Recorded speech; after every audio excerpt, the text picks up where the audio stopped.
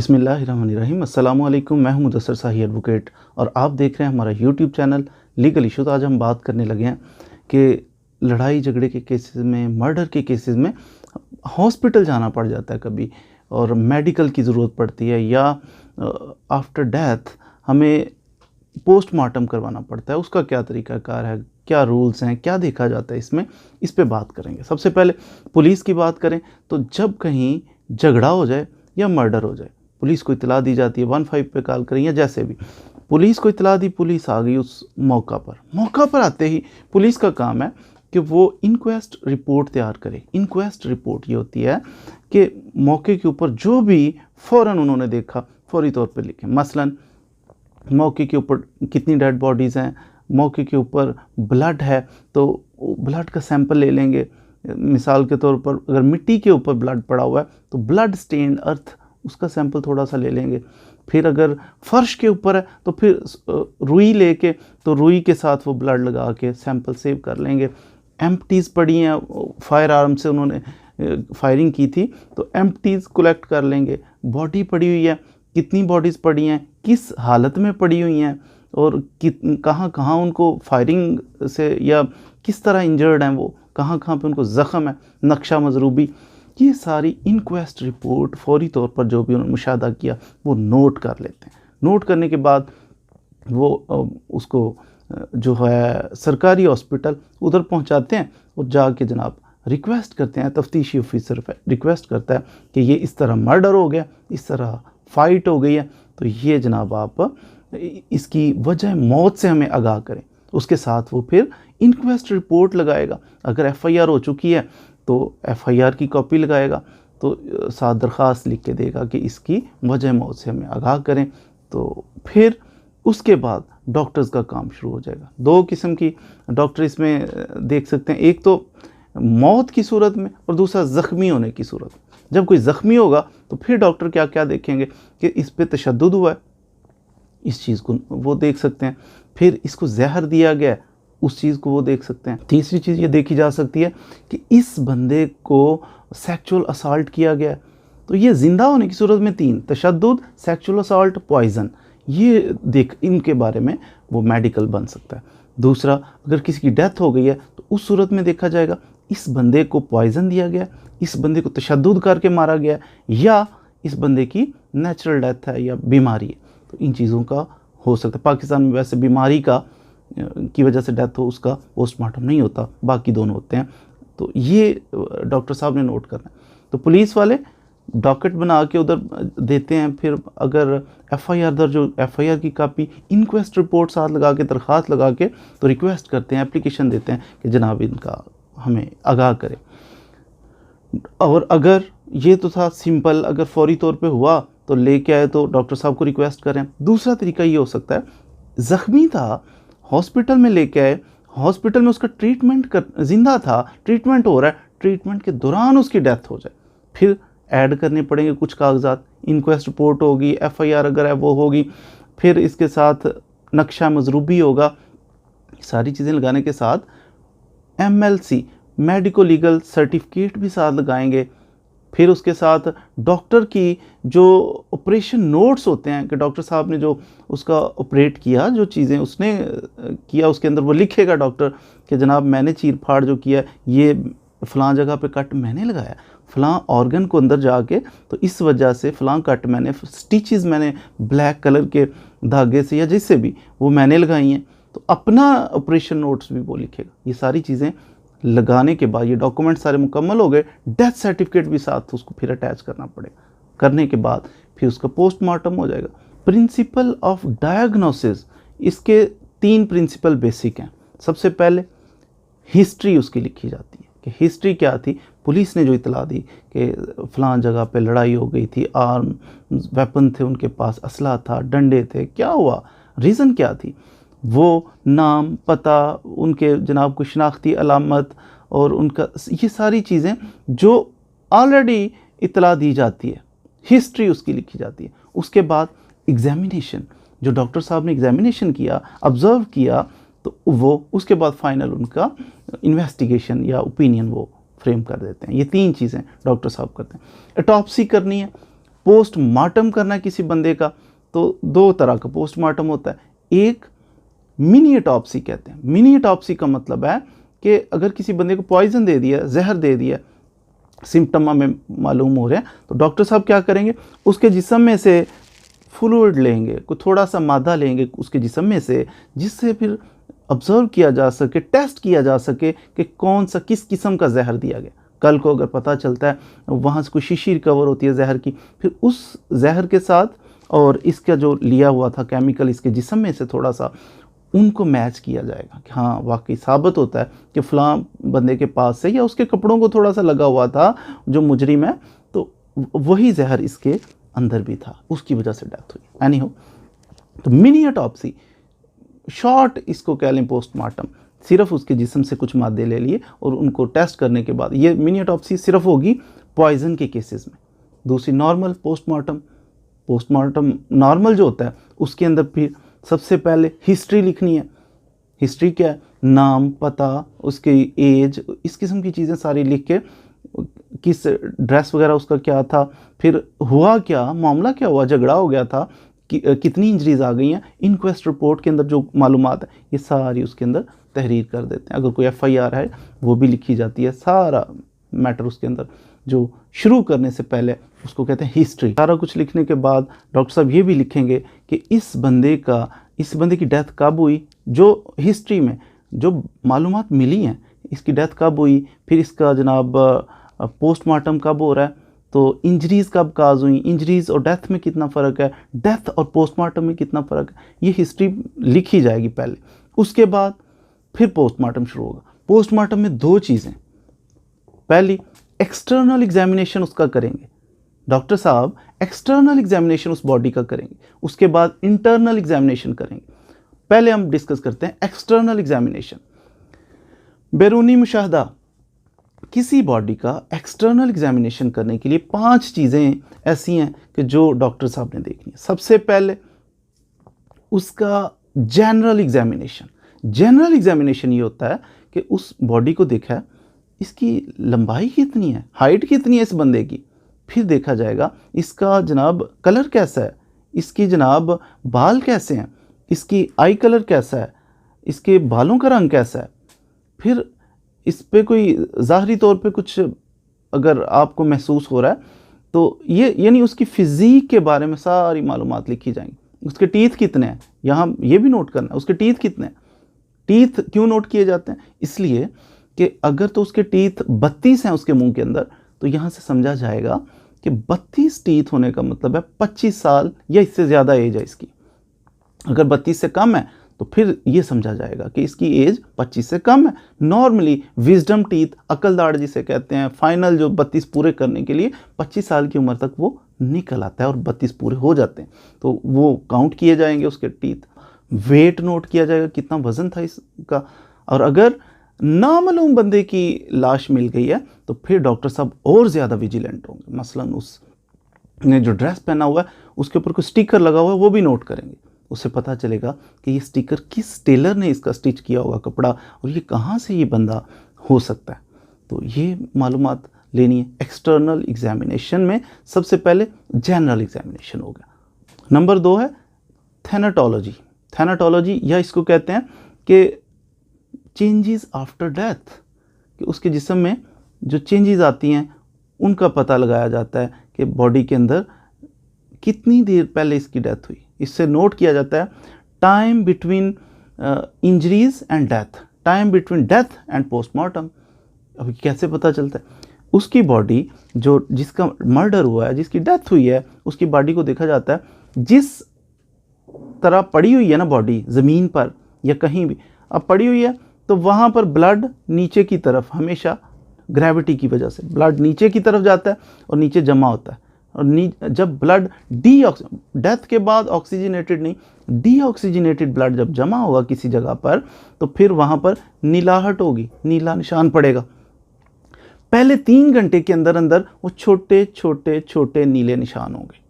उसके बाद 6 घंटे गुजर जाएंगे, वो छोटे छोटे छोटे निशान कुछ कुछ आपस में मिल जाएंगे, तो थोड़े थोड़े बड़े निशान वो बन गए। 6 घंटे, 12 घंटे गुजर जाएं किसी बॉडी को पड़े हुए, तो फिर वो छोटे छोटे जो बड़े हुए थे उससे भी बड़े, वो स्ट्रेट ऐसे बड़े बड़े बड़े बड़े निशान नीले रंग के डीऑक्सीजनेटेड ब्लड की वजह से वो बन जाते हैं। तो जिसकी वजह से पता चलता है इसकी डेथ कब हुई, तकरीबन कितने घंटे पहले हो गई। जनाब इसकी डेथ 3 घंटे पहले हुई, 6 घंटे पहले हुई, अप्रॉक्सीमेटली 12 घंटे पहले हुई, जब भी हुई वो सारा इसे नोट किया जा सकता है। नंबर 3 पे आता है राइगर मार्टस। राइगर मार्टस ये है उस बॉडी का जो बंदा फौत हो गया उसके जिस्म का अकड़ जाना, अकड़ जाता है, जिस्म ठंडा हो जाता है, अकड़ जाता है। तो उधर से ये नोट किया जाता है कि किसी जिस्म को इसकी डेथ को कितना टाइम हो गया। मिसाल के तौर पर अगर उसके जिस्म पे छोटे छोटे नीले निशान थे डीऑक्सीजनेटेड ब्लड की वजह से नीचे वाली साइड पे जिस समत वो लेटा हुआ है, तो वहाँ से नोट करना है डेथ कब हुई। दूसरा इसकी अकड़ाहट, जिस्म उसका नॉर्मल है, हरकत आप उठा सकते हैं, गिरा सकते हैं, इट मीन्स कि अभी इसका जिस्म फ्लैक्सिबल है। जब इसका जिस्म फ्लैक्सिबल है, इसके जबड़े उठा के आप देखते हैं तो उठ जाते हैं, इसके बाजू हिल जाते हैं, इट मीन्स कि 3 घंटे के दौरान इसकी डेथ हुई है, अभी फ्रेश है। फिर अगर आप देखते हैं कि वो नीले स्पॉट बड़े हो गए हैं, आपस में जुड़े हुए हैं, तो लेकिन इसका कोशिश कर रहे हैं हम कि इसका जनाब जबड़े हिलाएं, वो बिल्कुल नहीं, नॉर्मल मूवमेंट नहीं कर रहे, उसका बाजू हिलाने की कोशिश करते हैं, बड़ी मुशक्क़त हो रही है, अकड़ा है बाजू उसका। इट मीन्स कि इसकी डेथ को डॉक्टर असेस करेगा कि इसकी डेथ को जनाब अब 6 घंटे हो चुके हैं या 6 घंटे से ज़्यादा टाइम हो चुका है। ये नोट, इसका असूल ये होता है कि जिस्म अकड़ना शुरू होता है ऊपर से, सर से लेके पाँव की तरफ, सबसे पहले सर, जबड़ा, फिर बाजू, फिर जनाब टांगे, तो ऊपर से नीचे की तरफ ये अकड़ना शुरू होता है। इससे हम पता लगा लेते हैं कि इसकी डेथ और पोस्टमार्टम के दरमियान तकरीबन कितना वक्त गुजर चुका है। गलने, इसके बाद है गलने सड़ने का अमल। नेक्स्ट पॉइंट, गलने सड़ने का अमल शुरू हो जाता है। पहले तो बॉडी अकड़ गई, वो स्पेसिफिक टाइम के बाद फिर नरम होना शुरू हो जाती है, दोबारा बॉडी नरम होना शुरू कर देती है। फिर पेट के ऊपर एक सब्ज़ रंग का निशान सा बनना शुरू हो जाता है, फिर वो आहिस्ता आहिस्ता वक्त गुजरने के साथ ब्राउन हो जाता है, फिर वो ब्लैक हो जाता है। फिर बॉडी के अंदर चेंजेस आती हैं कुछ, मसलन जिस्म फूलना शुरू कर देता है बॉडी का ज़्यादा वक्त गुजरने के साथ साथ। आइज़ जो हैं वो बाहर की तरफ लटकना शुरू हो जाती हैं, ज़ुबान बाहर को आती है, फिर उसकी आइज़ में से, उसके माउथ में से एक फ्लूइड जो है रेड कलर का, रेडिश फ्लूइड, वो निकलना शुरू हो जाता है। उसके नील्स जो होते हैं, नील्स आसानी के साथ अगर चाहे बंदा तो निकाल सकता है। उसके बाल यूँ पकड़ के खींचे तो बाल उतर जाते हैं आसानी से। तो ये चेंजेस उसके जिस्म के अंदर आना शुरू हो जाती हैं, जिसकी वजह से जिस्म गलने सड़ने के करीब पहुंच जाता है। इधर से अंदाज़ा होता है कि इसकी डेथ को तकरीबन कितना अरसा हो गया, डॉक्टर ये असेस कर सकते। इसके बाद बात करें तो इंजरीज़ नोट की जाती हैं कि इंजरीज़ कैसी हैं, इंजरीज़ की डिस्क्रिप्शन। लेकिन इंजरीज़ से पहले एक चीज़ बहुत अहम है कि कपड़े जो उसने पहने हुए थे उनको नोट किया जाता है। कपड़े कौन से कलर के थे, कपड़े जनाब उनके ऊपर कोई निशानात तो नहीं लगे हुए। कोई इंजरीज़ जब काज करता है, खंजर मारा तो पहले कपड़ा फटेगा ना, तो कहाँ कहाँ से कपड़ा फटा हुआ था, फिर कपड़ों के ऊपर कोई केमिकल लगा हुआ, सीमेंस के उसके ऊपर निशान हो सकते हैं अगर रेप का केस है। फिर आपके कपड़ों के ऊपर ग्रास के खींचा गया है तो ग्रास के निशानात हो सकते हैं। तो कपड़ों की कंडीशन कैसी है ये बहुत अहम है। बटन टूटे हुए हैं, कोई जिप टूटी हुई है, तो यहाँ से फिर असेस किया जा सकता है कि वो जो स्टोरी थी वो मैच की जा सकती है कि वाकई ऐसा हुआ था। तो ये कपड़ों के बारे में ज़रूर, कपड़े उसने जनाब फायर किया, सीधा आके लगा सीने पे। बाज़ दफ़ा हम देखते हैं सीने पे उसकी जो कमीज़ पहनी हो, शर्ट पहनी हो, उसमें निशान ही कोई नहीं होता। तो यानी होना तो चाहिए ना, शर्ट में से गुजरेगा तो आगे जाएगा ना। तो ये बाज़ दफ़ा गलत जो FIRs करवाते हैं, उसने जनाब सीधा फायर किया, बाजू पे लगा, बाजू कपड़े पे होता नहीं है तो उठाएं तो नीचे होता है। तो यहाँ से कुछ चीज़ें पकड़ी जाती, कपड़ों के बारे में ज़रूर। तो अब इंजरीज़, एक्सटर्नल एग्जामिनेशन में इंजरीज़ बहुत अहम है, सबसे अहम कह लें कि इंजरीज़ हैं। यहाँ इंजरीज़ नोट करनी है। इंजरीज़ जनाब उनकी शेप क्या है, इंजरीज़ का साइज़ क्या है, और इंजरीज़ की जो फीचर्स हैं वो क्या हैं। अब सबसे पहले अगर बात करें साइज़, वो तो माप लेते हैं, ये ज़ख़म हुआ है तो इतने मिलीमीटर चौड़ा लंबा, ये जो भी है वो नोट कर लिया। साइज़ क्या है इस ज़ख़म का, फिर इस ज़ख़म की शेप क्या है, गोल है, ये जनाब त्रिकोण की तरह का है, ये गोल है, ये बेज़वी शक्ल का है, जैसा भी है तो वो भी नोट कर लिया जाता है। उसके फीचर से मुराद ये है कि जो इंजरी लगी है, माथे पे लगी हुई है, उसको गौर से देखेंगे डॉक्टर साहब कि ये इंजरी कैसी है। मसलन डंडे से मारेगा तो डंडे से मारने से ये होगा कि जो इसके एजेस, जो किनारे हैं, वो बिल्कुल इवन नहीं होंगे, वो जैसे फिस नहीं जाती कोई चीज़ कोई मारने से, तो उस तरह का ज़ख़म होगा। तो ये डॉक्टर साहब असेस करेंगे कि ये इसने ब्लंट वेपन से, ब्लंट वेपन होता है जिसका तेज़ धार आला ना हो, मसलन डंडा, मसलन उसको कोई पत्थर, मसलन कोई कुल्हाड़ी की बैक साइड, ब्लंट वेपन से है तो ये फिस गया है थोड़ा सा उसका ना, तो उससे अंदाज़ा हो गया कि ये जनाब ब्लंट वेपन से इसने इंजरी काज की। बाल हैं अगर इसके ऊपर तो बाल अंदर घुसे हुए होंगे, ये ऐसे मारा है तो बाल भी साथ अंदर को चलेंगे, इसके एजेस, इसके किनारे वो साफ़ और क्लियर नहीं है। दूसरी चोट लगी है तो ये बड़ी इवन है, बड़ी क्लियर है, जैसे ब्लेड से लगा है, जैसे छुरी से लगा है। तो यहाँ से डॉक्टर साहब अंदाज़ा लगाएंगे ये तो बड़ी साफ़ सुथरा है, इसके किनारे बिल्कुल क्लियर हैं, it means sharp edge weapon से ये ज़ख़म लगाया गया। यहाँ से असेस करेंगे, और बाल उसके अंदर नहीं घुसे हुए, उसके किनारे बिल्कुल क्लियर हैं, तो ऐसी शेप का ज़ख़म है, शार्प एज वेपन से। ये है फीचर क्या है उसका जो इंजरी काज की, ये भी पता चलेगा। मसलन अगर किसी शार्प एज वेपन से कोई ज़ख़म किया है तो जिस्म के कट तो बड़ा क्लियर सा होता है कि जनाब छुरी से लगे कट, लेकिन नीचे उसके गोश्त के नीचे हड्डी भी है ना, तो कटेगी, कि इसने कुल्हाड़ी के साथ किया, हड्डी कटेगी। लेकिन अगर ब्लंट वेपन के साथ इसने मारा था, हड्डी कटेगी नहीं, टूटेगी। तो यहाँ से अंदाज़ा कि हड्डी कटी हुई है, टूटी हुई है, वहाँ से अंदाज़ा होगा कि ये वजह क्या है। ये शार्प एज वेपन के साथ इसने कुल्हाड़ी के साथ मारा है या डंडे के साथ मारा है, हड्डी टूटी है या कटी है, जिस्म बड़ा क्लियर कट उसमें ज़ख़म है, या वो अजीब सा ज़ख़म है जिसके किनारे भी अजीब से हैं और वो डंडे से ये असेस किया जा सकता है कि लगा है। इसके अलावा इसमें यह है कि अगर डेथ के बाद किसी को कोई ज़ख़म किया जाए ना, या डेथ से पहले ज़ख़म किया, मिसाल के तौर पर आप बकरा है, उसको जनाब आप ज़िंदा बकरा है, उसको ज़ख़म लग जाए तो आपने देखा फैलता है, ज़ख़म यूँ कट लगा है तो कट ऐसे जिस्म तक कट लगा है तो वो ऐसे फैलता है। ज़िंदा का ज़ख़म हमेशा फैलता है, फ्लेक्सिबिलिटी उसमें ज़्यादा होती है। अगर गोश्त आपने बनाया हुआ है बकरे का तो उसको कट करते हैं तो वो उधर ही रहता है। आफ्टर डेथ जो कट लगता है वो फैलता नहीं है ज़्यादा। डेथ से पहले जब ज़िंदा होता है, कोई इंसान हो जानवर हो, उसको कट लगता है वो फैल जाता है। यहाँ से भी पता है ज़ख़म फैला हुआ, इट मीन्स कि ये ज़िंदा को लगा था। उसके बाद पोस्टमार्टम में कोई लगा है तो वो फैलेगा नहीं। ब्लीडिंग, जब हम कोई कट लगाते हैं तो ज़िंदा की ब्लीडिंग ज़्यादा होती है, कि उसका हार्ट वो बीट होती है, उसकी वजह से सर्कुलेशन सिस्टम सही होता है, तो उसका ब्लड फ्लो ज़्यादा होता है, ज़्यादा खून उसका बहता है। मौत के बाद उसको अगर कट लगे उसका खून कम बहता है। नंबर 4 पे इसमें आता है सर्जिकल नोट। जो सर्जन जिसने एक्सटर्नल एग्जामिनेशन किया है, वो एक्सटर्नल इंजरीज जो उसने चीर फाड़ थोड़ा बहुत किया है, वो अपने नोट्स देगा, सर्जिकल नोट्स देगा कि जनाब मैंने यहाँ से कट लगाया था, इस वजह से लगाया था, ये ऑब्जर्वेशन करने के लिए फिर मैंने उसको स्टिच किया। सर्जिकल नोट देगा। एक्सटर्नल एग्जामिनेशन में एक चीज़ सर्जिकल नोट भी है कि मेरी वजह से कौन सी कटिंग्स आई। एक्सटर्नल एग्जामिनेशन में अगर आपका रेप का केस है तो फिर डॉक्टर साहब क्या करेंगे कि उसके स्वैब्स लेंगे, फीमेल है उसकी विजाइना में से, फिर केमिकल कलेक्ट करेंगे, सीमेंस का सैंपल कलेक्ट करेंगे। कलेक्ट करने के बाद वो फिर पंजाब फोरेंसिक साइंस लेबॉर्ट्री के अंदर भेजेंगे। उसका पॉजिटिव या नेगेटिव जो भी रिपोर्ट आएगी उसको मैच करने के बाद कि ये फ़लाँ शख्स का डीएनए जनाब मैच करता है नहीं करता, उससे भी फिर सेक्सुअल असाल्ट अगर किसी पे किया गया है रेप के केसेस में, तो डॉक्टर साहब का काम एक्सटर्नल एग्जामिनेशन में वो फिर वो सीमेंस का भी कलेक्शन करने के बाद लेबॉर्ट्री में भी उन्होंने भेजना होता है। उसके बाद फिर इंटरनल एग्जामिनेशन शुरू होता है। सारा अभी तक मैंने एक्सटर्नल बताया। इंटरनल एग्जामिनेशन में उसकी जिस्म को चीर फाड़ करने के बाद देखा जाता है कि इसके जिस्म के अंदर क्या क्या सिस्टम मौजूद है।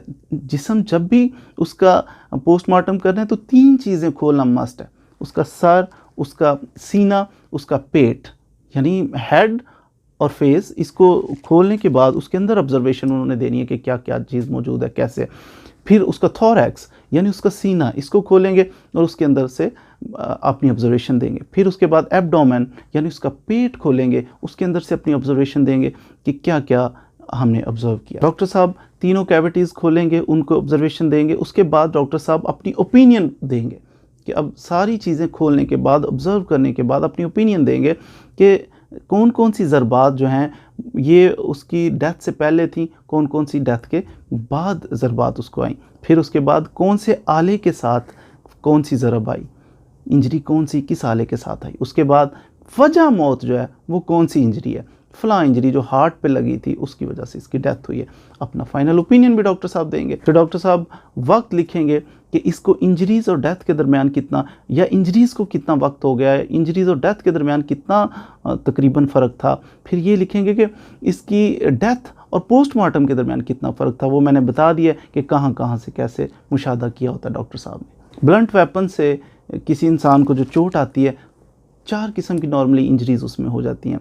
उसमें एब्रेजन्स होते हैं, उसमें जनाब ब्राउजेज़ होते हैं, उसमें किसी इंसान का लैसिरेटेड वूंड होता है। लैसिरेटेड वूंड ये होता है, जैसे मैंने कहा था, वो किसी ने पत्थर मारा या डंडा मारा तो उससे जो ज़ख़म होता है ना डंडे से, उसका क्लियर कट नहीं होते, वो बिल्कुल ऐसे फिस जाती है कोई चीज़, उस तरह का ज़ख़म हो तो इसको कहते हैं लैसिरेटेड वूंड।